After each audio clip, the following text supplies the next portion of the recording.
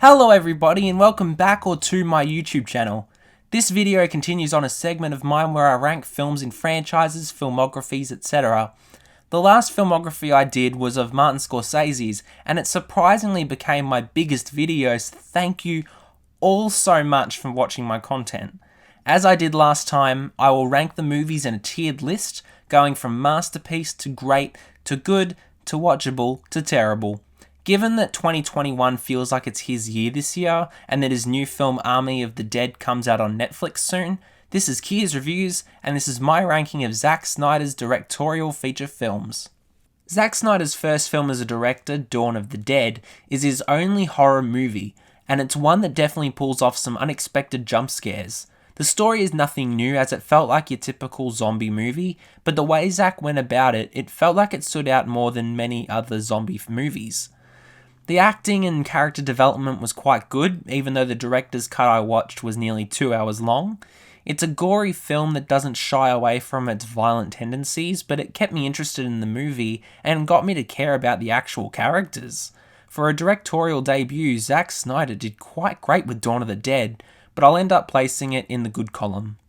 Snyder's follow-up film 2 years later is one of his most well-known films, titled 300. For me, I respect 300 a lot as it's a very stylized film. Even though the story itself doesn't interest me too often, it still manages to be incredibly engaging and a powerful piece of acting from not just Gerard Butler, but from all of the cast. I'm a massive fan of Michael Fassbender's work, so to see him in 300 was a delight. For such a massive ensemble like this, it's insane how well everything came together. On top of everything, I loved how the movie looked. It was just a beautiful movie visually. Even though I don't enjoy the film as much as Dawn of the Dead, I still respect everything about the film immensely.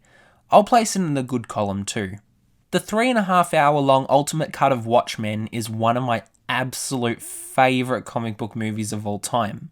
It's the superhero movie that pushes the most boundaries and really is allowed to unwind. Zack's first film with DC is just perfect. The character development, the visual effects, the story, the violence, all of it is fantastic. The combination of live action and animation is astounding. It's a movie that I sit back and easily watch for 3.5 hours, and at the end of it, I simply just say, wow. This is the first film of Zack Snyder's that I've truly admired each second of, whether I'm captured because of the visuals or the soundtrack or the actual plot itself. To be captured for that long of a runtime with every single sequence blows my mind.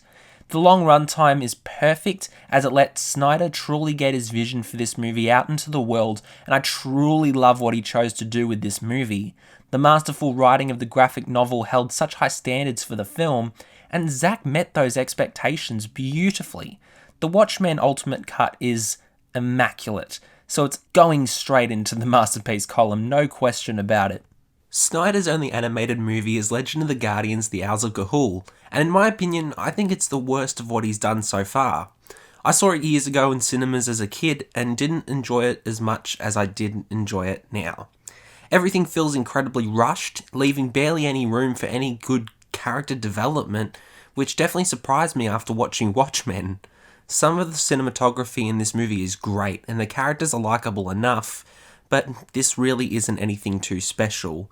I'm putting it in the watchable column. Sucker Punch is a movie with mindless and frequent action. It delivers a killer soundtrack, one that's become a favourite actually, and some pretty cool visuals, but with little to none character development, Sucker Punch falls flat. The cast may be impressive with some well-known faces, but no one saves this from being the pitfall it is. The only cast member that maintained an engaging performance was Oscar Isaac. He is a scene stealer and becomes the most exciting part of the film overall. Sucker Punch may not be as bad as Legend of the Guardians, but it's no Watchmen. I'll sneak this movie just into the good column. Man of Steel is one of the most accurate comic book films of all time as it begins the DCEU in a new fashion that audiences weren't used to back in 2013. Since Marvel had been on the superhero movies since 2008, this darkly colour-graded film that enveloped nearly everything a Superman fan could want, delivers a brilliant performance from Henry Cavill as the famous superhero. The movie is fantastic, even though it may not reach the heights of other Zack Snyder films. This was a movie that, my only fault with it was the overlong runtime. You think you've reached the end of it all, but there's another half hour to go. However, Man of Steel gets better every time I watch it. I'll put this movie into the great column. The ultimate 3-hour cut of Batman vs Superman Dawn of Justice is easily up there as one of the most crowded comic book movies ever. There's so much to keep track of, and if you don't pay attention, some crucial setups may not hit as hard in the final act. For me, I personally only have watched the ultimate cut, and never saw the hate for it, because I think it's one of the few movies that I lend myself and my attention to the entire time. The ultimate cut expands upon the theatrical version and gives the movie time to breathe, and it works so much better as a movie with the extra half hour. My only grievance with Batman vs Superman, it doesn't matter which cut you watch at this point, but Jesse Eisenberg's portrayal of Lex Luthor was so strange and out of place for the rest of the movie. The character was definitely well written, but what Eisenberg did with the role was just annoying. I really enjoyed the Ultimate edition of Batman vs Superman Dawn of Justice, so I'll also put this in the great column. Zack Snyder's most recent film is what I think to be his masterpiece in Zack Snyder's Justice League. 4 hours long, encasing everything I could possibly want as a comic book fan, this film throws everything into the ring.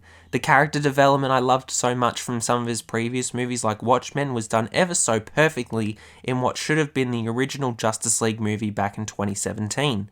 Being part of such a big movement to release Snyder's vision definitely built up anticipation for the movie, but Zack delivered on all fronts. I couldn't find anything wrong with the film, as the 4 hours literally deliver some of the best comic book film sequences ever made. This is a movie to be watched by everyone, as it's just perfect. I'm easily putting this film at the top of the masterpiece column. Overall, I really enjoy Zack Snyder's movies. I think he's a brilliant director that really intends to get his visions out into the world, and for some reason, I enjoy most of them. His upcoming film to be released on Netflix, Army of the Dead, is coming out on May 21st, and I can't wait to see what he brings to the table with this next movie. Thank you all so much for tuning into my ranking of Zack Snyder's filmography. Have you seen any of Snyder's films? Let me know below. As always, be sure to have a look at my previous reviews of Stowaway and Mortal Kombat. This has been Kia's Reviews, signing off for now. Don't forget to like, follow, and obey.